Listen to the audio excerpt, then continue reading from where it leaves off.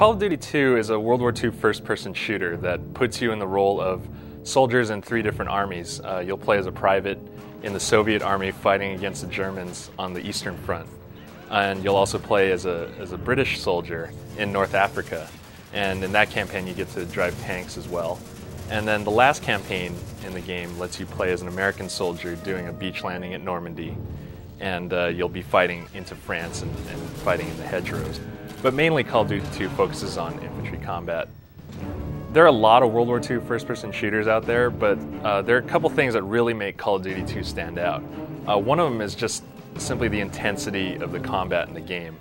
The enemy AI shows a lot of aggressiveness. When you're fighting against it, they'll advance against you, they'll throw grenades if you're not firing a heavy enough volume at them, and they know when to retreat and how to cover corners and stuff like that. So that's one of the ways that it really stands out. And part of what feeds into that is the great sound design in the game. The weapons just sound really impactful and very forceful. When you're firing that Thompson submachine gun, it really gives you that bark.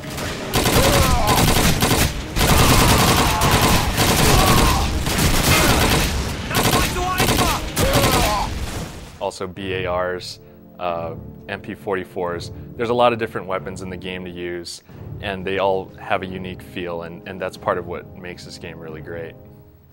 What kind of surprised me is that there's not a whole lot of difference between the PC and the Xbox 360 versions of the games. The textures in the Xbox 360 version, especially if you have an HD TV, look really sharp. You probably couldn't tell the difference between it and the PC version. If you don't have a full-on high-end PC, you'll probably find that the Xbox 360 version of the game plays smoother than on a mid-range PC. That was another thing that was kind of a pleasant surprise to me. The parts that chugged when I played the PC version, they were pretty smooth when I played them on the Xbox 360. These would be scenes like infantry charges in the Russian levels, and also the armored car level in the British campaign. All that stuff came out really smooth, and if anything, that makes the Xbox 360 version look better. There are a lot of scripted sequences in Call of Duty 2, and a lot of them show really epic scenes like blowing up a building or climbing up the walls of the beach at Normandy. And these really add to the intensity of the battles. But when it comes down to it, what you're going to be doing the most in Call of Duty 2 is just straight-on infantry combat pitched battles. You're crawling through bunkers, peeking around corners, and shooting at guys hiding behind barrels and stuff like that.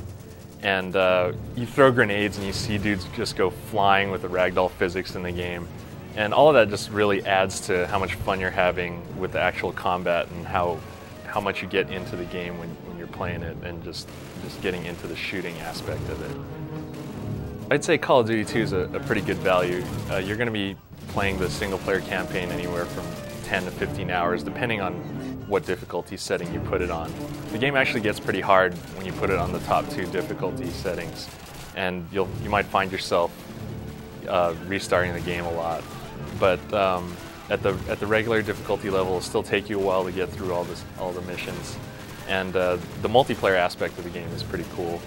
There are several different modes like Team Deathmatch, Capture the Flag, and Headquarters, which is a pretty cool mode. So all of that feeds in. You'll probably be, if you're a fan of shooters, you'll probably be playing this game for quite a while. I'd recommend Call of Duty 2 to anyone who's a fan of first-person shooters. It really captures the essence of what makes first-person shooters a cool genre to play, and it nails all those aspects. Just the feel of moving around, the feel of firing a gun, and especially if you're a fan of World War II shooters. Not that we haven't seen a whole lot of them, but Call of Duty 2 still manages to stand out among them, and that makes it really easy to recommend.